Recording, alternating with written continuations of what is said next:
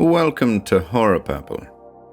Underworlds continues today with a frightening tale by the Canadian author Laurence, Caverns of Horror, which first climbed out of the pit to appear in the March 1934 edition of Wonder Stories. Well then, how about devils? Might they really exist down below? Let's find out.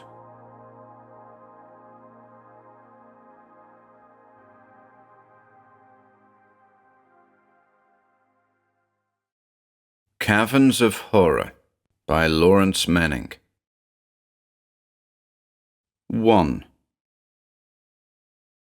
Some time has passed since I first told you about the Stranger Club, up on West 53rd Street.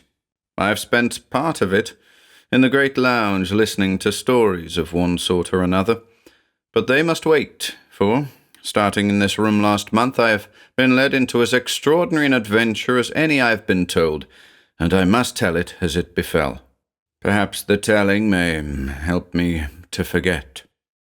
I suppose women are more curious than men about some things. Quiet, reserved men who do not tell all they know, for instance, drive them frantic with curiosity.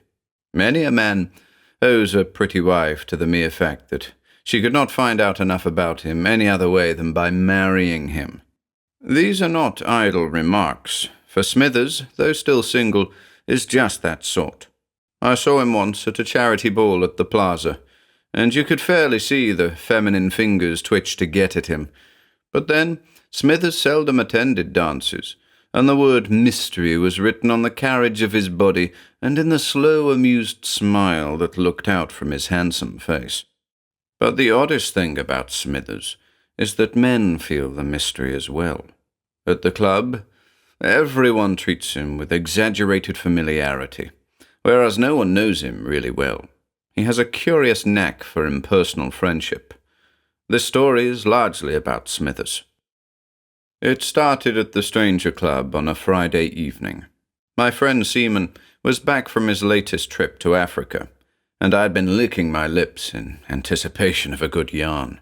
So far, however, he had only mumbled something in his meek, quiet voice about trouble with the cannibals up some river or other, where he had been piloting an expedition looking for oil.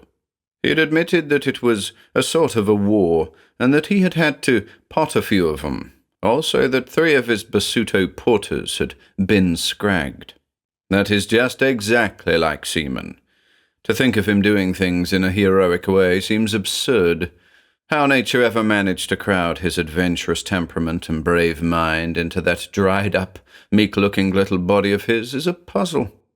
Also present at the club that evening was Colonel Marsh, and he and Seaman and I were wandering around the great lounge, talking about Africa and examining some of the heads which the Colonel had bagged a year ago and presented to the club. In particular was the head of a huge white rhinoceros that glared down from the wall on the right of the great fireplace. Smithers had been reading and drinking whiskey sodas in the library, and we had the lounge to ourselves. We had, I suppose, talked loudly enough for Smithers to overhear us in the next room. At all events, as we stood admiring the rhino, we became aware that Smithers was beside us. We eyed him silently for a moment. He was staring hard at the head on the wall and finally turned around to face Colonel Marsh with that teasing, amused smile on his face. Marsh's pipe-stained moustache bristled, and his face grew redder than usual. "Quite a beast," said Smithers with a half-smile. "Weighed 3 tons, shook the earth when he charged," snapped the Colonel. "But I suppose you had a good, heavy rifle." "My Martinson Express. Wished it had been a howitzer." Smithers raised his eyebrows politely and sauntered off, leaving the worthy Colonel sputtering with rage. "The damn puppy. I'd like to see him face a charging rhino." We sympathized warmly, for both Seaman and myself had been puzzled by Smithers' remarks, and Seaman, who ought to know, told Marsh that he rather envied him that head. Almost anyone except a fool, I thought, knew that the white rhino was a prize from both the point of view of rarity and risk. Now certainly Smithers was not a fool. I began to wonder even then, and curiosity was at the back of my mind during the next hour while we plied the heated colonel with cooling drink and smoothed his ruffled sensibilities in the quiet taproom. Smithers had not actually said anything calculated to insult, but his attitude had suggested sheer scorn, and the colonel fumed long over it. I left Seaman and Colonel Marsh after a while and sauntered into the lounge once more. There, legs braced apart and arms in pockets, stood Smithers in front of the rhino, as though trying to stare down those glassy eyes. I thought to myself that if Colonel Marsh should happen in, there would be a certain explosion. And, of course, even as I glanced around at the doorway, there he was, red and bristling. I shuddered and closed my eyes. When I opened them again, the two were facing each other, the one lean and ironical, the other stout and furious. Smithers put his hand on Marsh's shoulder paternally. "You must come out to my place and have some real shooting sometime."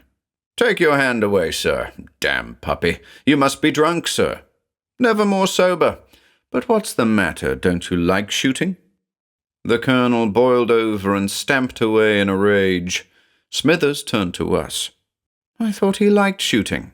You two might care to come out, perhaps?" "Smithers, you are drunk. You live in a respectable Long Island suburb. What do you propose to shoot?" Smithers smiled maddeningly. "I'll bet $1,000 against a 44 dum-dum that I'll give you more game to shoot, and bigger game, than ever was found in Africa."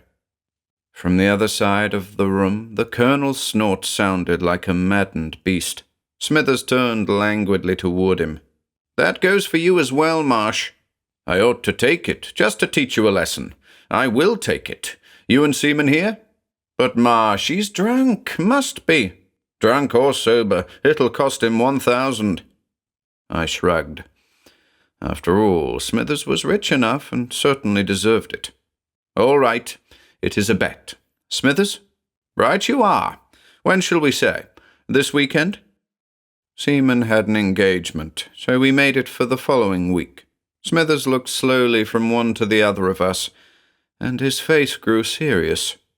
"Bring elephant guns and explosive shells," he said soberly, "and I'd suggest leather leggings and heavy shooting jackets. I'll expect you Friday evening." And he sauntered out of the room, leaving us half amused and wholly angry at him. Big game shooting on Long Island. Well, we were going to be there, we decided, and we would take the man's money without the slightest compunction. "After all, $1,000 is worth going for," said Seaman mildly, and mixed himself another drink. I puzzled a moment over the incident. If the man had wanted us there without fail, he could not have handled the invitation better than he had. But why did he want us? Certainly not for big game, I decided. Then what? Could it be to protect himself from something? Perhaps the man had enemies, unscrupulous ones. Possibly he had fallen foul of gangsters or racketeers in some way, although it was difficult to imagine the aristocratic Smithers mixed up in such matters. During the following week, I became more and more convinced that the invitation was serious. I phoned Seaman, who pooh-poohed me out of countenance. "He'll set us shooting mice or rabbits. That's about it." "Well, you may be right. Rather humorous to shoot a mouse with an elephant gun, though." He laughed. "Good, man. We'll take along the artillery and we'll dress the part, eh? This will tickle the colonel." And so, on Friday afternoon, we gathered at Marsh's apartment and commenced preparations. We wore leather breeches and leggings, and Seaman had heavy knee boots. We provided ourselves with pith helmets, and each wore leather bandoliers filled with cartridges. We emptied 2 pints of the colonel's bourbon during the dressing, and under such inspiration I insisted we each thrust 2 revolvers into our belts. When we staggered down to the car with our heavy rifles, we must have made an extraordinary picture. The doorman stared, and the elevator boy swallowed his chewing gum at sight of us and almost wrecked the car before we got down to the street level. Out we marched across the sidewalk and into the car, while passers-by stopped and rubbed their eyes unbelievingly at the sight. I drove until we were across the 59th Street Bridge, and then stepped on the accelerator. It was late afternoon when we arrived at Pauling's, on the north shore of Long Island, and asked a lonely and bored traffic policeman for direction. He gave it as though he wondered what we might want at Smithers. He knew the house well enough, one could tell that. It was close to sunset when we turned up Smithers Drive. His place was rather unusual, a large area of woods through which the drive curved, and autumn tints on the trees made it doubly attractive. Then a broad sweep of lawn, tree-dotted, with the house set on a knoll, and beyond that a small lake in a dell enclosed by all pine trees. We just had a glimpse as the day died, and then we were at the door, and a lean-faced butler took us over from the footman who opened to us. We were led into what must have served Smithers for a library. "Mr. Smithers is expecting you, and will be down directly," said the butler as he left us. He came within the minute and stood in the doorway, cool and smiling, eyeing our equipment with particular care, it seemed to me. I wondered suddenly how sober he had been at the club a few nights ago. And evidently the colonel was thinking of the same thing, for he had the grace to blurt out, "We're here for that $1,000 of yours, Smithers. Hope you haven't forgotten." "Rather not. But first you must judge of the hunting. Afterwards we settle the bet." "Oh, come, Smithers, what nonsense. Do you still keep up the pretense of big game here on Long Island?" Smithers gave him a quizzical look. "We eat first, hunt at night," said he. "Would you like to wash up?" All through dinner, Colonel Marsh and I endeavored to pin our host down to the details of the big game he proposed to present us, but he was very non-committal. "Is it tame?" I asked. "Some animals you have fenced in here on your estate?" He shook his head at that. "Wildcat?" snapped the colonel. Another negative. Seaman's thoughts were unreadable behind that fevered yellow face of his. But over our dessert, he asked the most startling question of all. "Hunting man tonight, Smithers?" I gasped, but Smithers smiled more blandly than ever and shook his head. "Don't you think you'd better tell us so that we can be prepared?" added Seaman. "That is, if the whole thing really isn't a joke of some kind." "You will have time to judge for yourselves later on," Smithers said simply. "Damn it all, it's all very well for you, but how about us?" "Afraid, Colonel?" asked Smithers lazily. The good Colonel's neck swelled visibly and became a deep purple tint. His moustache quivered, and the lips set firmly. Not another question did he ask, and it was half an hour before he spoke to Smithers again. During that time, there was something upon our host's mind. We could all see it. He was nervous and without his usual poise.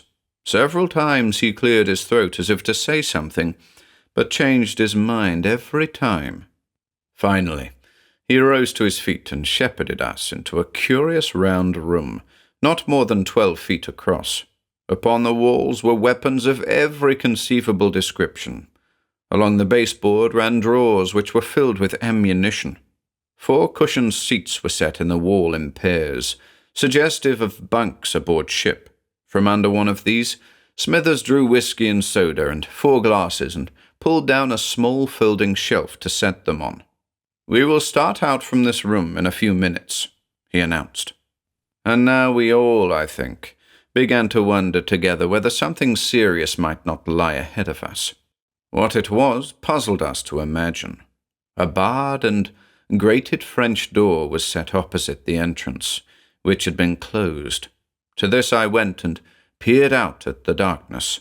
I could make out lights in houses some distance away, and the stars revealed the edge of the woods. As I looked, Smithers came over and drew heavy curtains, smiling at me mysteriously. We joined him around the table and sipped our drinks quietly, while Smithers went over our equipment carefully and suggested that we each carry a revolver, bringing the necessary number down from the walls. "But we already have one each," expostulated the colonel. "These throw 44 explosive bullets," said Smithers quietly. The whiskey was strong, for the floor seemed unsteady once or twice, but I thought nothing of that at the time. The room began to feel oppressive and close. I suggested that the window be opened, and Smithers looked at me portentously. "You don't know what you ask," he remarked, and Seaman cocked his head slightly sideways and studied him with his expressionless eyes. Colonel Marsh fumed a second, and then exploded with accumulated annoyance. He said. "You young devil, how long are you going to keep us here? It's all stuff and nonsense, it is, don't deny it. I've a mind to leave your house this instant." His face fiery, he stamped to the door by which we had entered the room and seized the handle. It was locked. "I really think, Smithers," put in Seaman quietly, "that you'd better explain." He looked from one to the other of us, smiling more teasingly than ever. "In 5 more minutes, we will leave this room," was his answer. "We will go out and commence what will be the most exciting and perhaps the most dangerous hunting you have ever experienced. When we return, Colonel Marsh here will gladly pay me the bet." The room was stifling by now, and my eardrums throbbed and my head ached. Smithers drew from a drawer the largest hand flashes I had ever seen, and tried them, one by one. They cast great, searching beams of light against the narrow walls of the already well-lighted room. Silently, he handed one to each of us. Then he prepared one more drink all around, and bade us down it.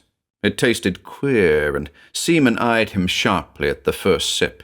Smithers flushed slightly. "It's all right," said he. "As a matter of fact, it's medicine. We'll need it where we're going." He held up his own empty glass as he spoke.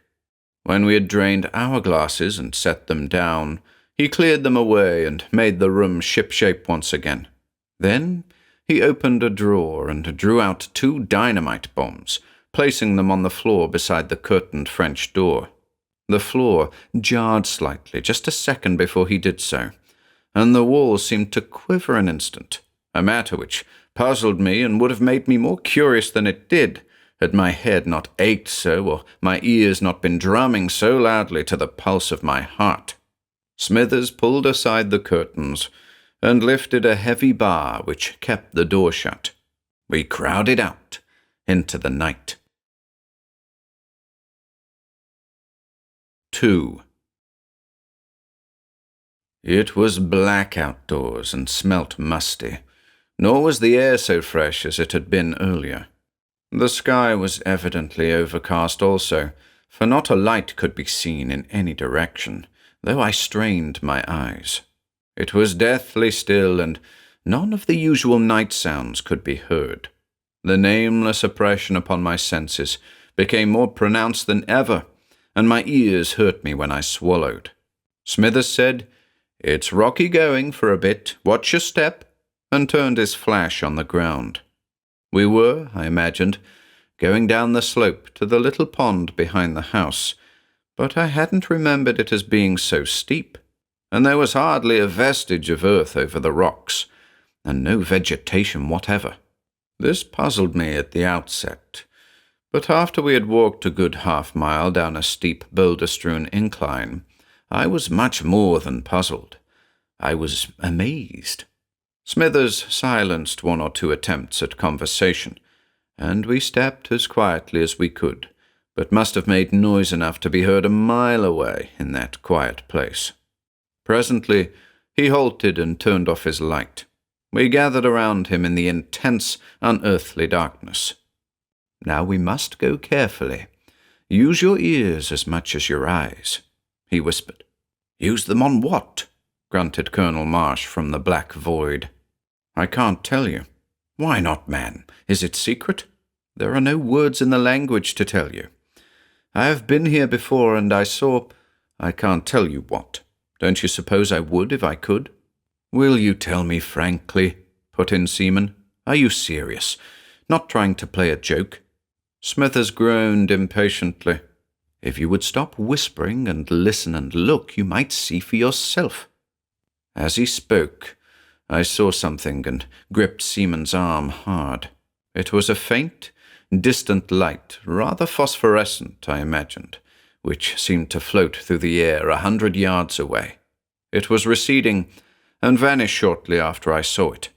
Memories thronged to my mind of tales my old Scotch nurse used to tell me when I was a child. Will-o'-the-wisps. Silly, perhaps, but what rational explanation was there? We had all 4 of us seen it, evidently, for not a man moved. We barely breathed. Then 3 tiny sparks showed at some distance, quite undeterminable in the darkness, and seemed to play with each other, dancing in a dreamy pattern against the heavy velvet black. We heard Smithers shuffle forward cautiously and followed him in a bunch. For perhaps 5 minutes he continued, seeming to feel his way with his feet. "This is as far as I came before," he said. "It drops away here sharply." As he spoke, he flashed his light down at his feet, and we started back at the sight of a sheer cliff 20 feet or more deep, with a flat area extending away below into the darkness. The shock of sudden light staggered us. Then the light flicked off, and we could see nothing for a full minute. But we heard something. As if in answer to the light signal, a hissing began far away to the right, and Smithers whispered, "Get your guns and lights ready." I flashed on my light at once, and its great beam cut a hole through the darkness down toward the hissing. Something greyish-yellow moved there, was approaching. It seemed an enormous distance away, but came on at a terrific rate of speed. Then it began to take shape and form to my eyes, and it was indescribable. A huge head filled with needle-like teeth and soft-looking, shapeless legs. That may give some idea. The mouth was open, and its cavernous size shut off almost all view of the body. I had hardly time to gasp before Colonel Marsh's elephant gun went off like a thunderclap. He must have missed, for the onrush did not pause a second. The hissing was like steam escaping from a boiler now, and the thing flung itself against the rocky bulwark as Seaman and Smithers fired point-blank at its open mouth. But on it came, the momentum of its charge, I suppose, enabling it to give one last upward leap that brought it halfway over the ledge. We leaped away as the explosive bullets burst inside it, and my torch wavered off the huge body an instant. When I turned it back again in fear and trembling, half expecting to see it charging me, I illuminated the great mass lying inert half over the precipice. "Hold the light steady," Smithers called to me. "Let's try to pull it all the way up." The 3 of them tugged and strained for a few minutes, and succeeded in moving it 2 feet. I moved up close and started back at the odd odor, like spoiled eggs. The thing was easily 12 feet long and must have weighed a ton. It was brownish-yellow and hairless, but the mouth was the startling part of it, for the jaws were like 2 semicircles 3 feet in diameter, and the teeth like so many spears set in it, hundreds of them.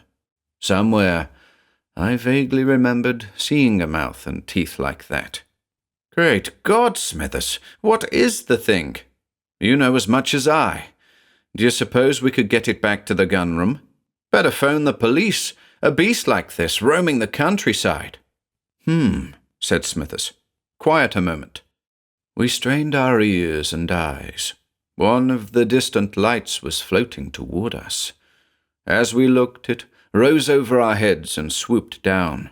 One of the guns roared out as my light revealed a black, bat-like flying creature. The body twitched and tumbled at my feet. I stooped and picked it up in amazement, for its mouth and teeth were strongly suggestive of those of the great beast we had killed. From its forehead, a long springy tendon, dangled a bulbous lamp of phosphorescence. Now I remembered where I had seen such forms of life, photographs and paintings of deep-sea monsters. They were for all the world like it.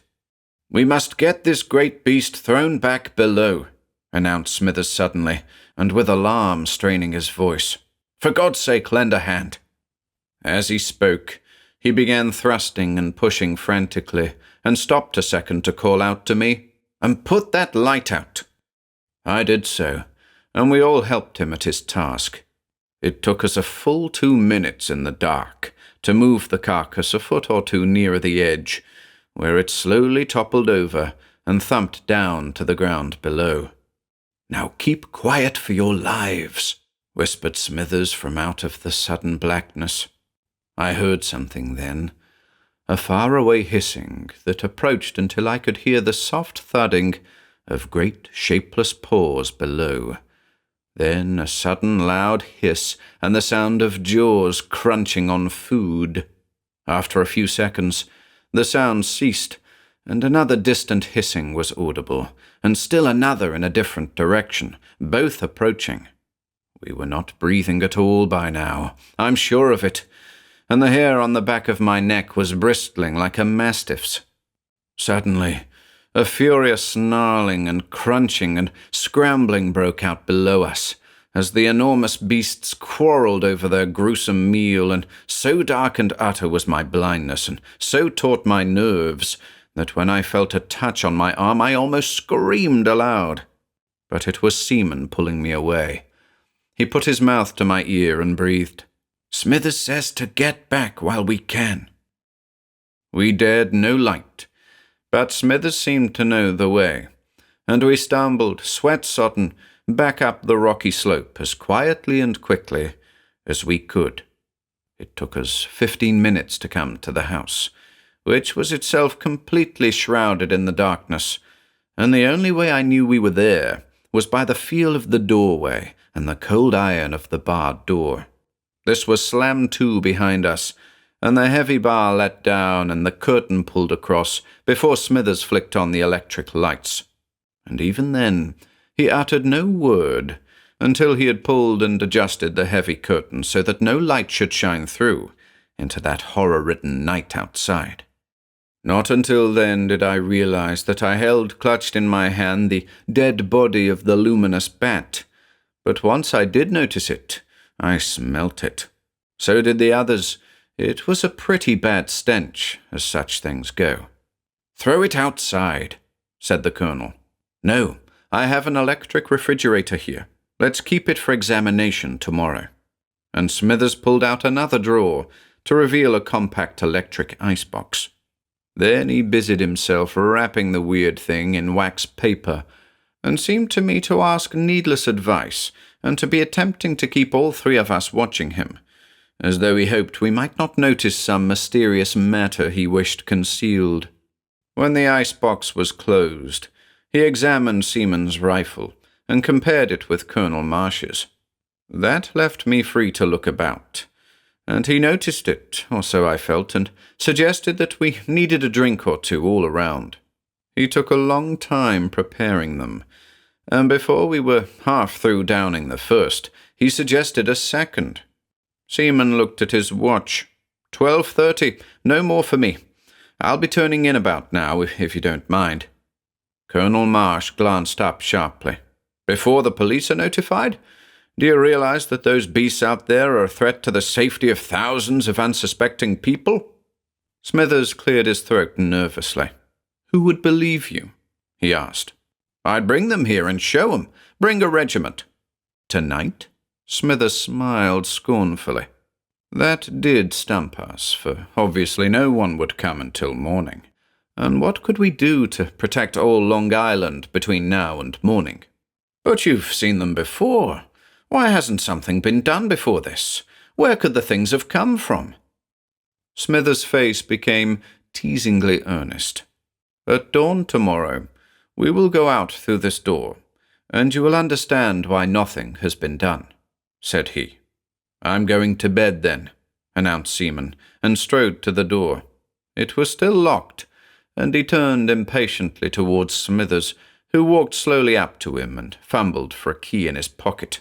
He took forever to get it into the lock, and then he did not turn it. But as if a sudden thought had struck him, he said, "How about that bet, Colonel?"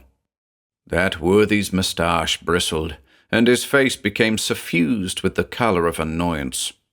"I suppose you've won," he admitted. But it's a terrible thing to claim you have shown us dangerous beasts roaming in this suburb and in the same breath deny that any steps should be taken to protect the citizens." And then I felt the floor give a slight jolt, and I saw a gun that was hanging on the wall beside me quiver slightly. At the same instant, Smithers turned the key in the door and threw it open. We walked through the hall and into the library. Before we were shown up to our rooms for the night, Smithers assured us very earnestly once more that he knew what he was doing and that he would ask us not to make fools of ourselves by phoning the police then. "After you have looked over the ground tomorrow," he added, "you may do as you please. You will be puzzled, at least." Colonel Marsh grunted, thought for a moment, and subsided dubiously. Speaking for myself, I slept little, being too excited for rest, and at the first sign of dawn I rose and looked out of the window in my room. From it I could see one corner of the lake and the slope down to it. Beyond rose a mere handful of pine trees, and they screened another house beyond. Where, then, had we seen the beasts last night? I sat there bemused for half an hour, and then dressed, descended to the library, and discovered Colonel Marsh fuming up and down the room. To my "Good morning," he glared silently. "Have you seen it? It's some foolishness of Smithers, depend on it." "What do you mean?" "There is no such place as we thought we saw last night." "Oh, come out and see for yourself, man." But Seaman entered then, and a few minutes later Smithers' butler announced that we might have early breakfast if we wished. Mr. Smithers would, he indicated, sleep another hour. It was not yet 7. We ate hurriedly and made for the gun-room, which we found as we had left it. We pulled the curtains apart and opened the French doors upon the garden. Before us the ground sloped away, rock-strewn, it is true, but the rocks were in ledges and beautifully planted with dwarf and curious sorts of evergreens. At the foot of the incline gleamed a little lake, and beyond that the pines marked the edge of the estate. I mentioned that I had seen another house beyond that again, but we all wanted to explore and see for ourselves. In 10 minutes we were at the edge of the pine woods and looking out on several houses spaced in half-acre plots and a highway beyond. What could be the explanation? Back and forth we hunted, Seaman suggesting that there might be a large cave opening, but we found no possibility of this. Lawns and shrubbery borders were neat and omnipresent. Yet somewhere here, the three of us a few hours ago had been in deadly danger of our lives. Very much startled and full of wonder, we returned to the house and passed through the gun-room. Seaman stopped suddenly as we entered the laboratory. We looked up expectantly. "No," he announced to himself. "It couldn't be that. Or could it? What?" "I was thinking, I've seen some queer things in the East, India and elsewhere. You don't suppose Smithers made us imagine all that last night?"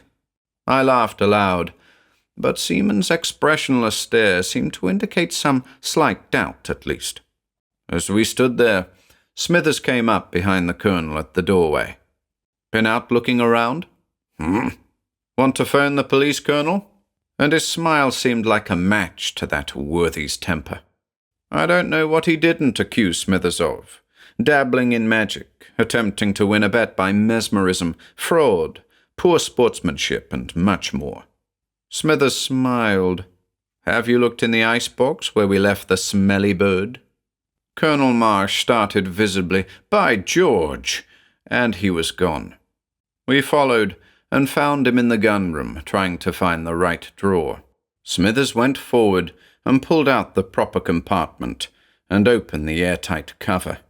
Then we held our noses for dear life, for the stench was frightful, and Smithers reached a long knife that hung nearby on the wall and lifted something dark brown and gruesome on the point. It was decaying by seconds as we stared, and we had just time for a glimpse of the outlines before they softened. Pieces dripped off onto the box beneath. "Ah," said Smithers, and let it all drop out of sight. He closed the cover. Colonel Marsh stared at the closed box as though he had seen a rabbit produced from a magician's hat. Then he strode over to his rifle leaning against the wall and opened the breech. "It must be true," he grunted, and put the weapon back, to stalk in dignity back to the library. "Don't suppose you'll tell," drawled Seaman. Smithers merely smiled. When we returned to the library, we found the Colonel writing in his cheque-book on the side table. He tore out the cheque, waved it dry, and handed it to Smithers, who accepted it gravely. "Was it really as we saw it last night?" "Yes, Colonel." "Those beasts still exist now?" Smithers nodded, seemed about to speak, changed his mind, and nodded again.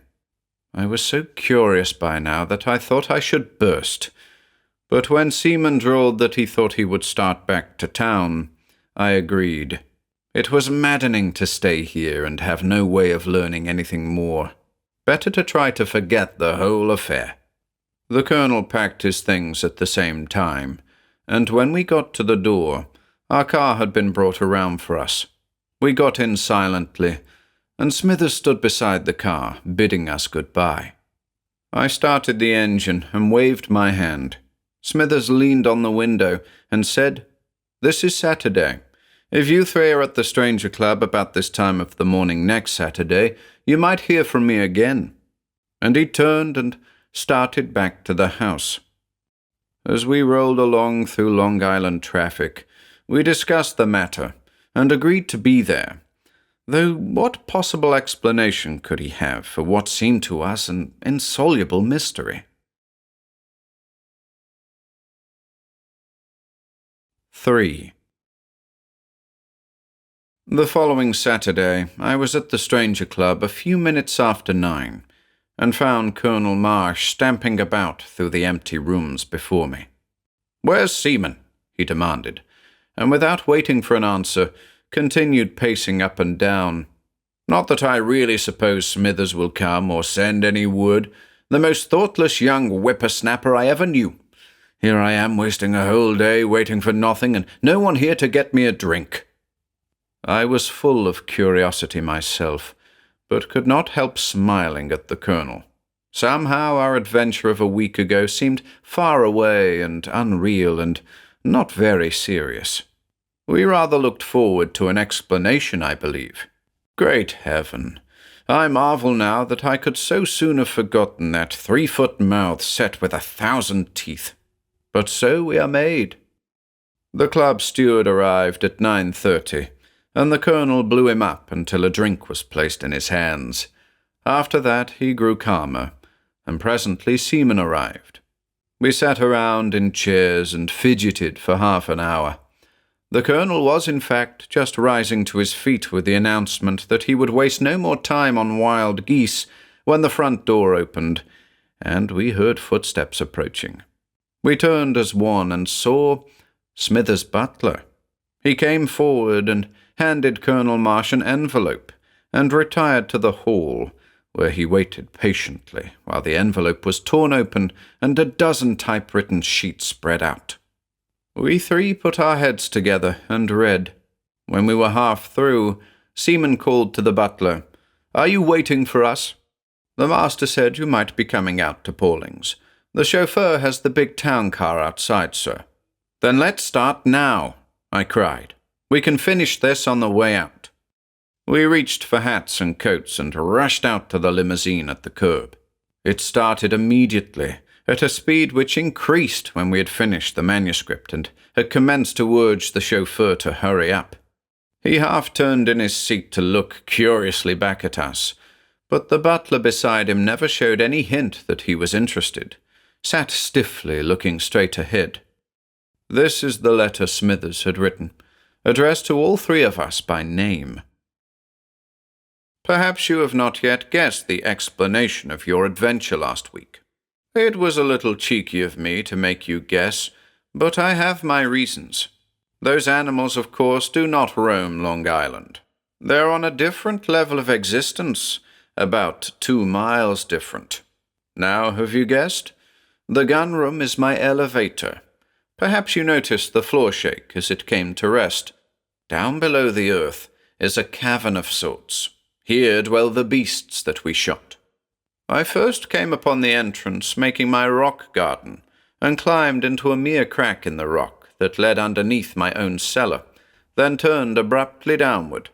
The walls were smooth and showed signs of an ancient heat, so that perhaps it was once, thousands of years ago, a vent for some prehistoric volcano. I blasted an entrance into it directly from the cellar, and spent my days and nights exploring down its sheer depths with ropes and ladders supported on iron bars driven into the walls. Month after month, I worked, and hardly believed the depth I reached. I came to the bottom 5,000 feet below, and found the great cavern you mistook for a Long Island landscape in the dark. This was 2 years ago. I determined to keep my find a secret, and have all the fun of exploring to myself. But a mile's climb is no fun at all, and I spent a good many $1,000 arranging an electric lift, and finally smoothing the walls and building an elevator cage in the form of a room. I do not know exactly what I intended, perhaps using the cavern, brilliantly lighted, for a grand ballroom or a theatre. The true meaning of my discovery did not become apparent until all that preliminary business was finished. I had had the workmen brought from a distance, and discharged them in the hope that no one would believe any of them, if they did talk. I also discharged all my servants, finding the good ones positions elsewhere, and hired a new staff who know nothing of the shaft, or of the secret use of the innocent-looking gun-room, into which I retired for long periods and locked the door. About 6 months ago, I armed myself with flashlight and lunch and descended to make my first exploring trip. I followed the course we took last Friday and came to the cliff. It is easy to climb down it, and I did so, swinging my feeble light in awe over that great rocky plain and up to the blackness of the lofty cavern roof. I heard the hissing noise approach without fear, until my light revealed the charging monster at scarcely 100 yards distant. I was totally unprepared for any danger, and dropped the light to scramble panic-stricken up to safety. Here I stopped, panting, to see the still-burning light blotted out by the body of the attacker. The flash was ground to pieces, and I began to wonder how safe I might be, even there, when a second beast charged and a furious fight broke out below me in the absolute darkness. I took advantage of the noise to make good my retreat, and climbed the long hill to where I thought the elevator was. Only it wasn't. I had 2 matches in my pocket, no more, even though I am a pipe smoker, and I lit one to find myself in absolutely unknown territory. I imagine that I lost my head in the blackness down there, and stumbled aimlessly for I know not how long, most of the way downhill again. Presently, I bumped into a rocky wall and groped around to find myself in a tunnel about 20 feet across. I knew this was not the right direction, and was about to turn and retrace my blind steps when my eyes, enormously sensitized by the constant dark, caught the faintest hint of redness on ahead. Perhaps the most foolish thing I could have done was to go forward to see what the light portended, but a man lost in the dark has no choice. He must follow the light, even if it be a dim ghost of a gleam. My light led me 1/2 mile to a cavern that felt large, though I could see none of it. What I saw was a sea of faint light. Close down on the ground it lay. I reached down my hand and touched something that crumbled, and a stench assailed my nostrils that made me giddy. I walked in light up to the ankles, as though it were water. This, please, a mile or more below the surface of the earth, without benefit of rain or sun. For the light was obviously phosphorescent and betokened life of some sort. I was nauseated by the odor and weary. A sudden fear sent me scurrying back to make sure I could find the tunnel entrance again, for I knew that I must return. Further exploration could wait until I could equip myself properly. First, I must find the elevator cage. I groped my way back along the tunnel, and never really knew when I came out of it into the inner cave. But the ground began rising and felt boulder-strewn, and I hoped that this fact might guide me. It did, after a fashion, and an hour later, when I had despaired of ever succeeding, I lit my second and last match and saw my objective 20 feet away, in the half-lit gloom. I entered and pulled the ascending lever and spent an impatient half-hour rising to my home above. I had been down 7 hours by my watch. I apologize for this long history, but it is essential to an explanation of what I now intend doing. I made a second trip down a week later with a powerful flashlight and a good rifle. I determined to explore only the rocky slope at the summit of which the elevator shaft rested. I took a compass with me and paper and sketched a map which I give here. To the north, as you see, the slope ends in the low cliff, and beyond that a huge area inhabited by beasts too dangerous for me to approach alone. On the east, I found the entrance to the long tunnel that leads to the Cave of Light. But before examining in that direction, I made the circuit of the south and west, and found it all walled in harmlessly, except for one huge gap of 100 yards, where the rock steeply fell away into the water of a large underground lake. It was more than half a mile across, I judged, or I should have seen the far side in the unreal beam of my flashlight. It might be 100 miles for all I could tell, for I have not yet gotten around to exploring its gloomy surface in a boat. This preliminary work occupied several hours. When I got back to the surface, I felt more comfortable about further work, for the beasts evidently could not attack me unless I climbed down the natural barrier that hemmed them in. Fortunately, I did not tempt them, for you will remember that the one we shot almost reached the top of the cliff in his charge. I determined to solve the mystery of the phosphorescence, and made a trip into that tunnel-entered place for specimens. I got them, in spite of the smell, and brought them up for examination in the sunlight. They were more like mushrooms than anything I knew, the round puffball kind, but in the light of day they quickly decayed and lost shape and form under my eyes. In a few minutes they were putrescent, smelt to high heaven, and dripped messily. I had the mess saved in a bowl over which I had been holding the things, and this bowlful I had analyzed. Then, on another expedition, I saw one of the luminous bats and shot it and brought that up to examine. You know what happened to it, for you saw the one Colonel Marsh shot and how it looked the next morning. I had that analyzed too. The results weren't anything definite, but indicated something to me, and I became interested in subterranean life generally. I got a good many books on the blind newts and fishes found in famous caverns the world over, managed to get a few specimens as well, and I had them analyzed to compare with my own findings. Here's my theory, for what it's worth. Up to my discovery, all the underground life discovered has been merely surface types adapted to darkness. Even the fish dredged up from the lowest depths of the sea have been considered merely adaptations of surface life. Now suppose that life had been trapped in caves, far beneath the earth hundreds of thousands of years ago. Suppose that the pressure rose gradually, and the caverns continued sinking, and impurities were in the underground atmosphere, sulfur, for instance, and over long periods of time, life changed to meet these conditions, and survived in a new form. Exits might occasionally appear leading up to the surface, and the emerging blind things would fall easy prey to the surface carnivora, so that all who emerged died. Some types would be incapable of emerging because the rays of the sun would be painful and drive them back. These would breed and survive below. Legendary history is full of such hints. Dragons were supposed to dwell beneath the ground, and to emerge from caverns breathing fire. Does this possibly mean that dragons were adapted to an atmosphere where oxygen was lacking, its place being taken perhaps by sulfur, and that upon coming into the upper air their breath burned?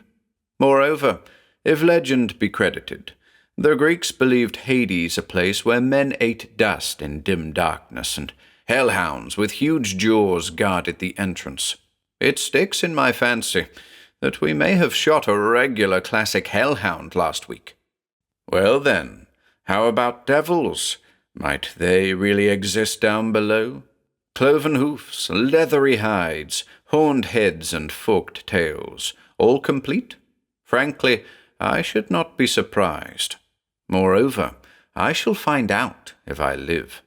A month ago, I made an expedition to the Cave of Light, and walked a good 5 miles by compass over its vegetable-dusty floor.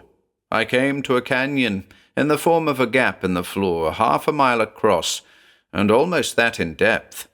Peering over, I saw far below 6 pits of fire glowing, probably volcanic. The air down there is steamy, and the light only a dull redness. I cannot be sure, but I am almost certain that I saw figures moving about the fires. I had a great coil of rope with me, and the sides of the canyon were rough enough at one spot to attempt the descent. I did so, and halfway down, the steamy air bellied up around me, and I nearly choked, for it smells of fire and brimstone, as the ancients put it. I clung, gasping, to the rock, until the steam swirled free so that I could climb up again. It was then that I determined to see whether I could obtain discreet assistance. You know how I inveigled you to my place, and together we fought the hellhounds. So poorly did the experiment work that I can see no advantage in having rifles back of me when I explore. Why risk 4 lives instead of merely my own? By the time you read this, I shall be down there solving the mystery of the fiery canyon. If its dangers are insurmountable, I shall gladly have your help in further studying and examining my underground kingdom, avoiding altogether the cave of the beasts. I have made these preparations: a strong and light ladder of silk rope, and a diver's suit and helmet of rubber, the kind with an oxygen tank strapped on the back. There is a telephone in the helmet, and 2 fine copper wires lead back to the elevator cage behind me, more to enable me to find my way back at a run, if the need should arise, than for any necessity to be in communication. But I shall be able to communicate with you, if you wish, from the telephone hidden behind the encyclopedia in the library in my house. So, you see, you need not miss the fun, even if I decline to permit you to share the risk. I have made arrangements so that you can get out here if you want to about the time I start the descent from the floor of the Cave of Light down into the canyon. There may be devils down there, or there may be dragons, or merely subterranean fire. If there are dragons, how about our bet, Colonel? Twice won? We finished this amazing manuscript as the big car trundled across the 57th Street Bridge. "Damn fool!" snapped the Colonel, with plain envy and admiration written all over his face. It was about then that we persuaded the chauffeur to really step on things and get us out to Pauling's as soon as he could. Why we weren't arrested a dozen times, I cannot now imagine. 4. We thrust our way past the scandalized footman at Smithers' house. He half-turned after us, as if to fight for the decencies, when the butler stalked up in dignity after us and made all right again. We burst headlong into the library, oblivious to all else, and threw the volumes of encyclopedia unceremoniously onto the floor. There was a telephone with its receiver replaced by a small metal piece and connected by wire to a box-type loudspeaker. Seaman leaned over and called, "Smithers!" Then Colonel Marsh pushed him impatiently aside. "Smithers, you young idiot! Can you hear us?" he yelled. The loudspeaker chuckled. Smithers' voice came quietly from the box. "You got up there pretty quick. I'm just adjusting the diving outfit now. If you'd called 5 minutes ago, you would have had to wait until I put this helmet on to get an answer." "We want to come down and stand by while you climb into that canyon," said I. The Colonel burst out. "We are coming down, you hear?" Another chuckle from the box. "Afraid that won't be possible. The elevator is pretty well concealed. I sent it up again, it's true, but to prevent anyone coming down to this place rather than to permit them to do so. We'll smash the floor of the gun room and climb down the ropes. 2 inches of steel and 6 inches of composition in that floor, Colonel. You'd need dynamite. Besides, what could you do? I've just fastened the silk ladder and thrown the tail of it over. Now I shall start climbing down. If you 3 were waiting for me here, you couldn't help me when I get down below there. While I'm climbing, I'm safe from the hellhounds. But if one came into the Cave of Light while you were here, he would attack you. You can't help me, but you can harm yourselves." "Damn it all," shouted the Colonel. "Do you suppose we're afraid to risk ourselves? We're going to get down in spite of you." And he rushed away to the gun room with Seaman and myself following. We spent 10 useless minutes searching every drawer and cupboard for hidden mechanism, but were compelled to give up the search. The Colonel ruined a beautiful shotgun by using its barrel as a crowbar and pounding on the floor of the room with it. The floor gave off a very solid-sounding sort of thud, and I left to go back to the telephone in the library. "Where are you now, Smithers?" I asked. There, pretty near halfway down." There were sounds of heavy breathing. "Did you all go away, or what happened?" I told him of our attempt to find the hidden elevator apparatus. He laughed. "Foolish, you'd never find that. Besides, I set the controls from below when I sent the car back up to the surface. You'd better stay by the telephone and enjoy this adventure second-hand, instead of wasting your time." Seaman and Colonel Marsh entered just then and heard the last half of Smithers' remarks, sheepishly enough. "Hard work climbing, even on a ladder, and the darn thing swings a bit, and this diving suit is the most uncomfortable thing I ever wore. Have to rest every few minutes." And the loudspeaker panted. It took Smithers half an hour to reach the bottom of that buried canyon. All through the climb, we exchanged the maddest kind of conversation, particularly during the brief and frequent periods he found it necessary to rest. "The steam is swirling around my feet," he announced once. "It looks yellowish right now, and the fires below are orange, and the rock beside me is a smooth, shiny black, though there's so little light that the colors are more imagined than seen, except where the fires show through. I have my flashlight and an automatic, but somehow these don't seem the proper weapons for this world down here." Then another time, "It's all black and cloudy around me now. I can make out the fires, though, so I suppose I could see through the mist fairly well if there were any light. I don't dare turn on the flash. You know, if I do find life down here, it will be a queer sort of life. I suppose strong sunlight would kill it in an instant. Yet there's another idea. Millions of years from now, when the sun cools and the air on Earth freezes in its red rays, these creatures down here, if they exist, may come out onto the surface and inherit the Earth." Vague ideas flashed through my mind as he spoke. Powers of darkness imprisoned down in the earth by the face of righteousness, evil things that cannot bear the light of day. "Smithers," I said, "they could come out now during the night." "Perhaps they do," he grunted. "This damned telephone string is a nuisance." "Don't you dare cut it," thundered the Colonel. "Shan't, don't worry. I may need it to find my way back to the hanging ladder." "What do you mean by saying, 'perhaps they do'?" I persisted. "Devils, dragons, will-o'-the-wisps, gnomes, elves, they're all night-going apparitions, aren't they? Maybe they used to sneak out of caves at night and return at dawn. Maybe they never existed. I don't know. By Jove, no. Yes, I'm at the bottom." There was a period of silence. We could hear Smithers breathing as though we had stood beside him. For ourselves, we scarcely breathed at all. Can't see the fires from down here. Mighty dark. God, what was that? I thought I felt some little thing scuttle off through the darkness. It's disturbing not to be able to see or hear anything." The voice trailed off, and there was another moment of silence. I licked my lips dryly. We could hear the thud of slow feet and an occasional stumble, and knew that Smithers was walking.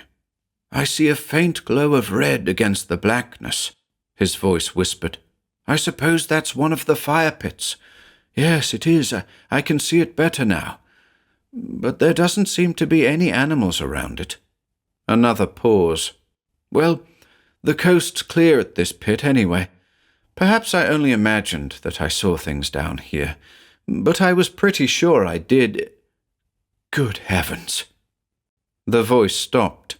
"Speak up, man. What is it?" we shouted in unison. I suppose it's lava. The hole's 20 feet across and about 100 yards deep, and the fiery stuff down at the bottom keeps moving slightly up and down, like a pulse beating in torn flesh.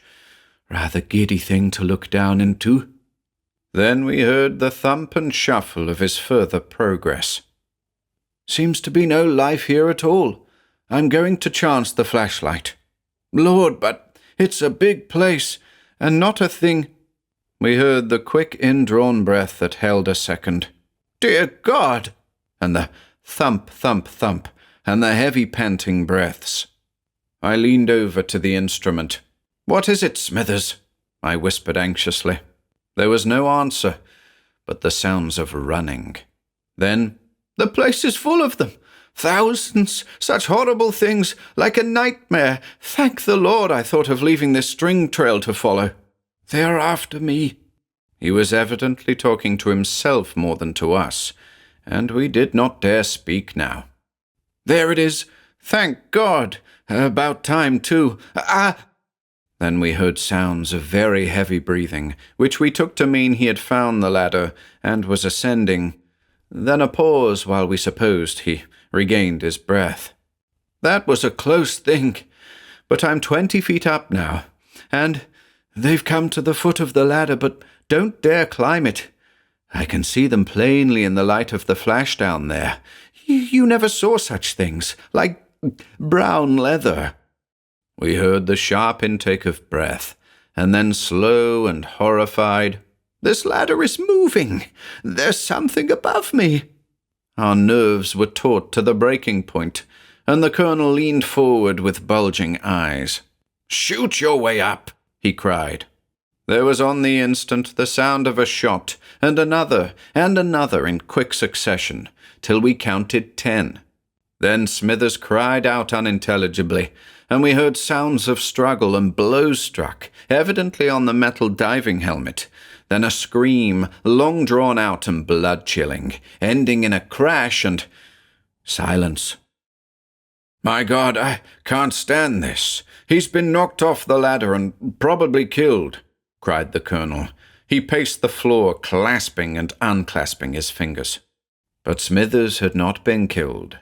Would to God he had. A groan came from the loudspeaker, and we rushed to it. "Smithers, old man, can you hear us?" Another groan. "I'm done for," he said weakly. "I think my back is broken, for I can't seem to move either leg. What a fool I was not to let you come down with me. The flashlight didn't break. It's just out of my reach and lights up everything on my right side. That's where they are. They're coming. Colonel Marsh, turn off the speaker. Please turn it off. You mustn't hear. No one must hear what... Dear God in heaven, this isn't happening to me. It's a nightmare. It must be. Just a dream, and I'll close my eyes and not see those teeth. When I wake up, I'll laugh at it all." Then we heard quick breathing, and the next 5 minutes were unendurable. I cannot bear to put it on paper. Colonel Marsh bowed his head so that his ears were cupped by the palms of his hands, and he kept muttering and moaning to himself. Seaman stood with hands behind his back, and his yellow parchment-like skin seemed to tighten on his cheekbones, but his face was as meek and expressionless as ever. When he reached forward with a horrible oath and ripped the instrument from the wall to smash it on the floor, his action seemed incongruously violent. In the sudden silence, I looked about the room aimlessly, trying desperately not to be ill, and noticed how peacefully the sunlight rested on the table beneath the window. Healing, sane sunlight. We made fools of ourselves then. We tried to tear up the steel-braced floor of the gun room, and the butler objected. His master, he informed us, had left word that we were to be brought here, but he had no authority to permit us to tear the house apart. We tried to explain what had happened or was happening to poor Smithers, but he stared stiffly and incredulously and stalked off to phone the police.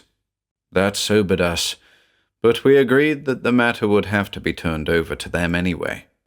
We awaited their arrival in morose silence. We needed every drop of the stiff brandies we took while waiting, for our nerves were frayed to the breaking point. But when the two rather stupid patrolmen arrived, they listened with growing suspicion to our frantic arguments. Finally, one leaned close to the colonel and sniffed reminiscently.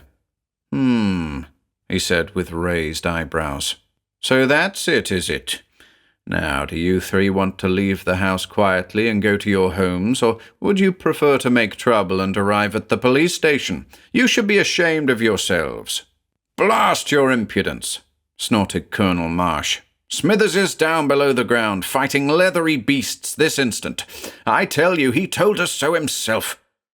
That, you see, was pretty hopeless from then on. Even the colonel saw the point and stopped talking, to stand biting his lower lip with his teeth and tapping savagely with his foot.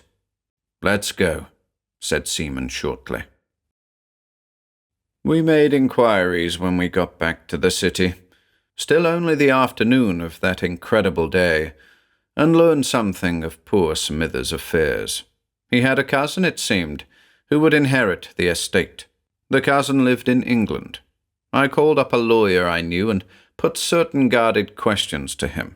It appeared that nothing could be done by anyone until at least 7 years after Smithers vanished. Until then, he would be presumed still alive.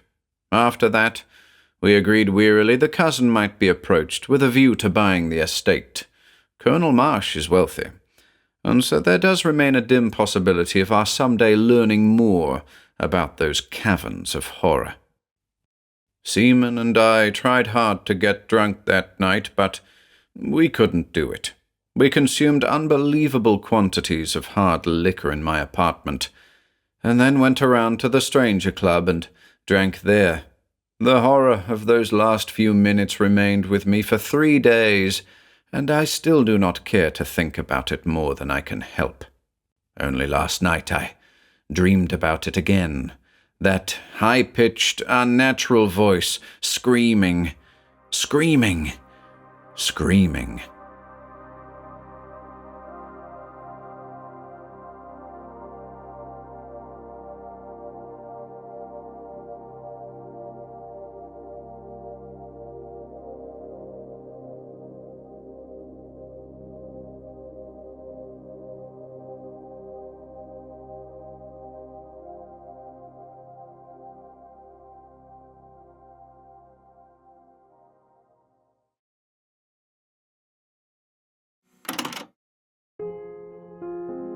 If you enjoyed listening today, be sure to subscribe to the channel by hitting the red subscribe button below.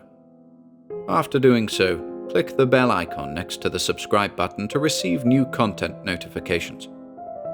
If you'd like to support our work and receive exclusive perks, consider becoming a channel member by clicking the join button below. To support us in other ways, see the video description for links to our Bandcamp and Patreon pages, our merch store over at Teespring, and further information relating to our releases on Audible, iTunes, and Spotify.